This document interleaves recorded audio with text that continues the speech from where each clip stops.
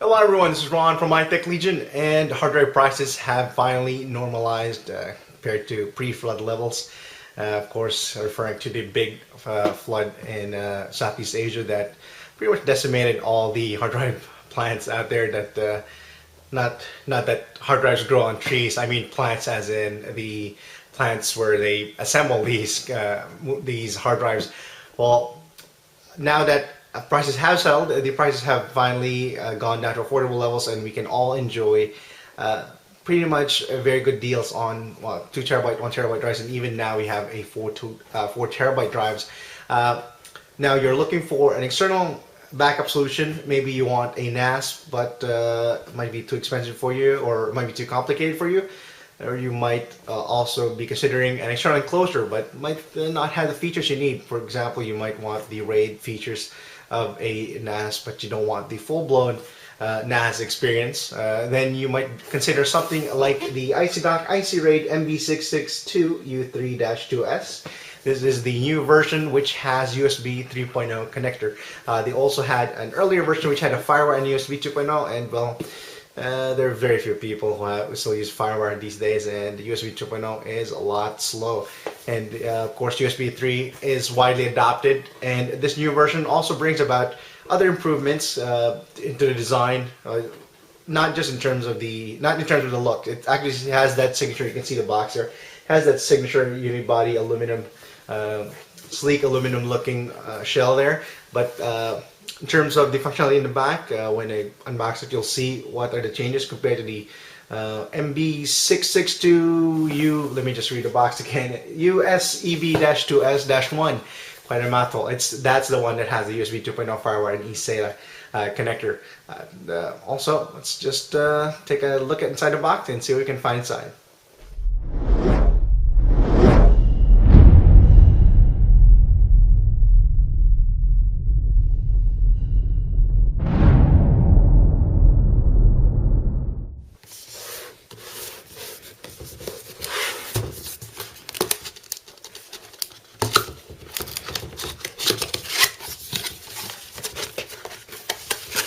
Inside you get the power adapter, which each box is labeled here, so it's no confusion, and pretty straightforward. Let's see what the power brick is like. It has 100 to 240 VAC input. It's pretty much compatible anywhere, and basically 12 volt 4 amp power brick here, and essentially you have 2 cables here, one that connects to the wall, standard 2-prong connection for North American users, and it connects into the brick itself, and of course the end that connects to the unit. You can see that the cable here is very long. We'll measure it later, and I'll just put that aside for a bit. Let's see what we can find here. You have a USB 3 cable. As it's a bit tight there, so might need to poke it through the other side. There we go. That's the box side. You have the sound USB 3 connector in the end. So it's the type A or type B sort of connector there. It has the blue color as well. And of course the main unit itself. Just pull it out.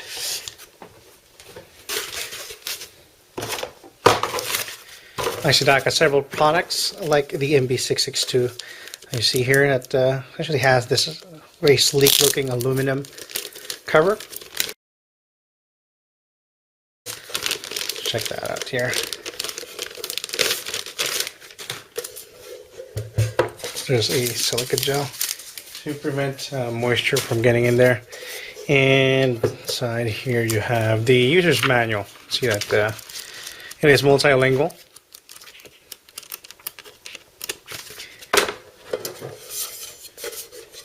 And let me just grab a couple of drives here before we take a closer look at the Icy Dock MB662 dual RAID bay enclosure, so we can see how the functionality goes. There's also a warning sign here just in case you didn't notice that. You have the just basically warning you to back up your data. Well, anyway, let's go move in the camera for a closer look, and let's see how to put in these drives in there. Right before we proceed with the installation, you can see the physical Icy Dock MB662 unit here first. At the top you have the release latches for the front doors, so just press that down and pop out.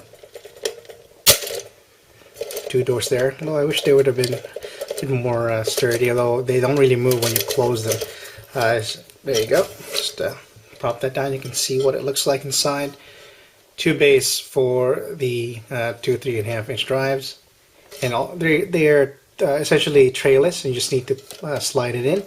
And you also have these ventilation holes in the front if you look closely. Well, as you can see there, that I wish the door was, like I mentioned earlier, a little bit more kind of sturdier on that part. Although once you close it, shouldn't really move around too much since if the drive is in there. At the bottom you have the feet has these silicone stands that prevent it from generating too much noise when it's in operation.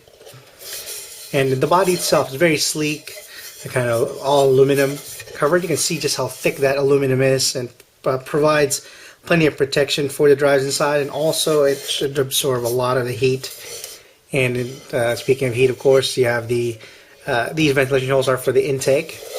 While there is a fan here, this is one of these MAGLev fans that Icy Dock has been using on some of their products, and it also has that fan adjustment. By default, this is here. It's actually at the lowest setting right now. You can just keep on just moving it up. This is an analog fan speed control to kind of ramp it up whenever you need to. And you also have the USB 3, of course, connection to connect to your computer. You have the locking option you can use there, and the on and off toggle switch. The power adapter in here attaches on that bottom. You have the LED controls here. Right now they're in the on position. You have two options, one for the power saving option and the LED indicator. You just need to toggle them upwards if you need to disable at least one or two or both of them. You have the reset button right in the middle, and of course the RAID switches we have right here. JBOD, Big, RAID 0, RAID 1. RAID 1 is more of the mirroring option. RAID 0 is for speed. Of course you want the maximum speed for two drives. While you have the Big setting here is well, when you set it for that setting, what happens is even if you have maybe a 4 GB or 3 TB drive combined, it will read it as 7 TB total. And it essentially combines them into one big drive. A JBOD essentially is when it's in JBOD mode or just a bunch of disks, it essentially is just acting as a regular enclosure, and it's reading two separate drives. Well, here at the front, let me just show you how to put in a drive in there. So of course release the bay cover, and you have the hard drive connector position sticker there just to kind of indicate for you. And of course take your drive. It is recommended to take, of course, fresh drives when you're going to be raiding, and also try to have drives that are identical. So I have two 1 TB drives here from Seagate. According to the manual, it's not recommended to use Western Digital desktop drives. This is just a standard desktop drive from Seagate. We'll see if it has any issues with this one, but the manual didn't say anything about it. But according to the manual, Western Digital desktop drives do not support the RAID modes. Only their enterprise drives do for this enclosure. So just keep that in mind. There you go. So what we do is, of course, to pop in this drive inside, you follow the hard drive connector position. That means the SATA data is at the bottom and the SATA power is on top. And just basically slide it in. Let's see there. There you go. And just push in. And for our second drive, and do the same thing. Just break the seal here.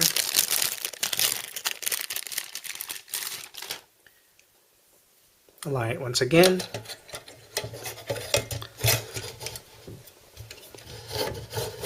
And just pop it up until it locks. You can see there that the front doesn't move as much anymore since it is closed. And of course it's quite heavy. So let's check out the, let me just find the power adapter here and check out the LEDs. Of course, plug in the power at the back, and then we flip it on. You can hear that fan running there.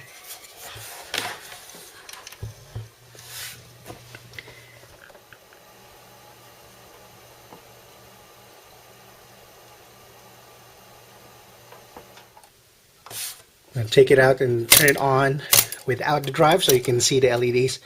What would happen to the LED if you don't have the, try to pull out the drive there. You just push it downward. It pops out. There you go. And you can pull out your drive.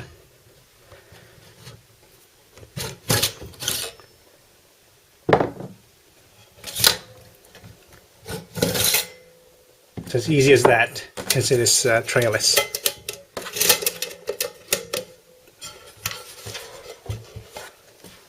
It has that red color. Showing the LED there.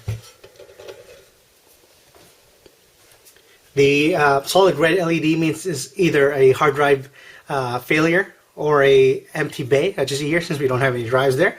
A solid white LED is for rebuilding the RAID 1, and when the LED is flashing and it turns off, that means it was verifying, and then it confirmed the drive. That's why the LED was off after that. But it will, once you're actually reading the drive, it will read that as a flashing white LED.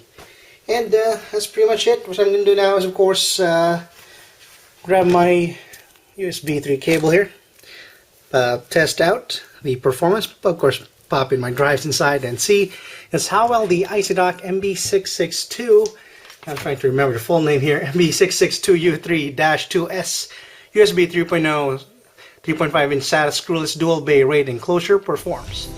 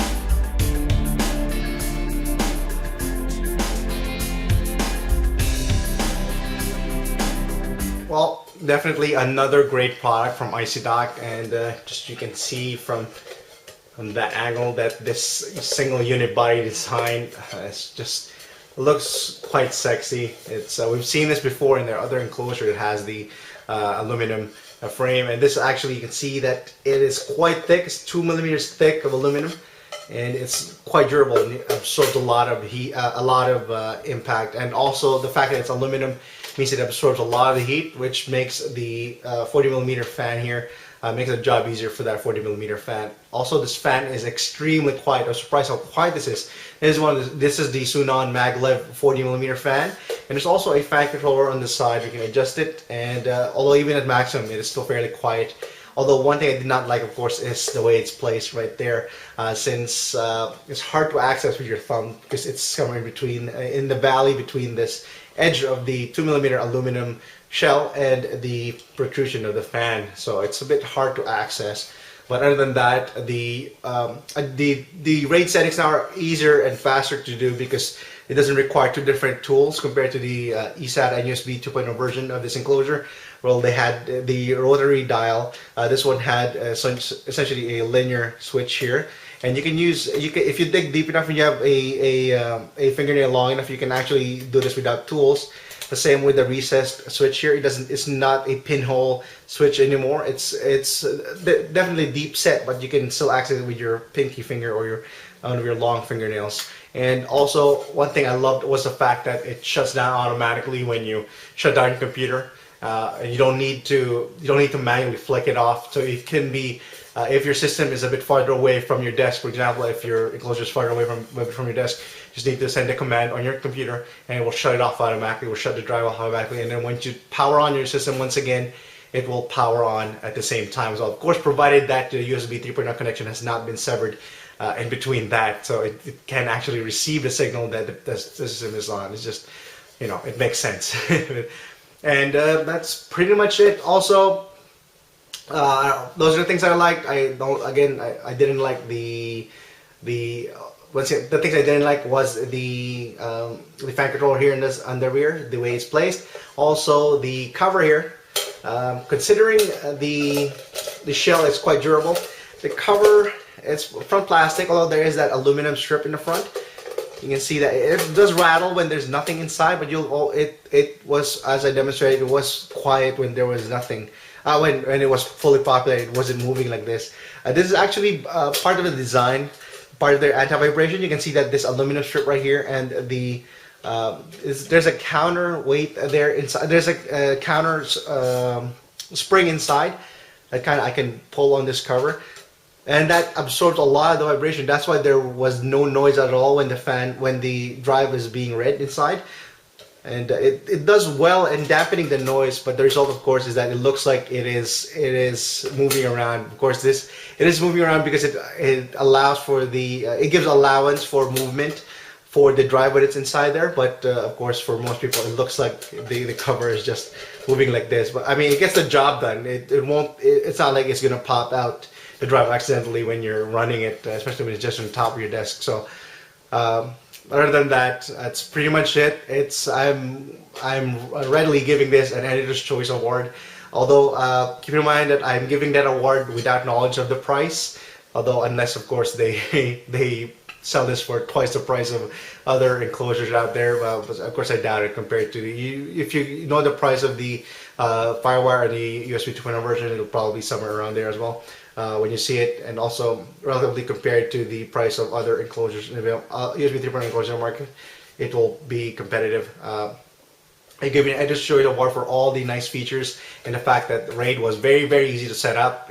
All you just need to do is flick the switch, hit the reset button, and you're good to go. Of course, make sure you format your disk properly before it can be read. If it's not formatted, you won't be able to see it on Windows.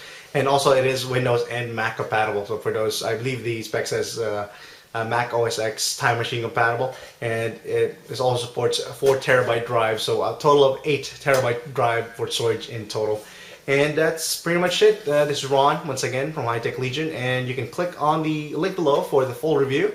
Also leave questions or comments, and also visit us Facebook, Twitter, and our forums. Just click on the more info below. You can see all of those links there. And once again, this is Ron signing out.